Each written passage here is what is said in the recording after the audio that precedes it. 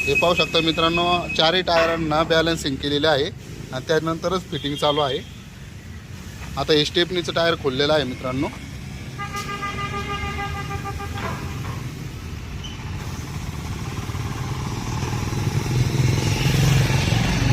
आता इकडे जो नवं टायर टाकलेलं आहे मित्रांनो, पाहू शकता.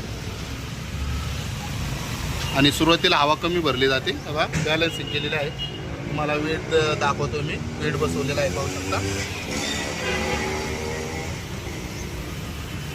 आणि हे पण आपलं झेलेक्स मॉडेल आहे आणि त्याचंच इथे पण बॅलन्स बसवलेला आहे.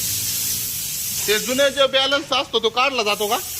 जुना जो तो काढूनच टाकतो, डायरेक्ट नवीन रिप्लेस करतो का? त्याचं कारण का? त्याचं कारण काय असतं?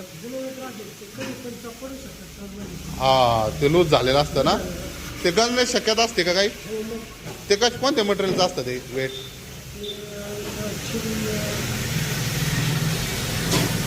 ते माहिती ॲल्युमिनियम असतं का? शिशं का? शिशाचं असतं का? ओके.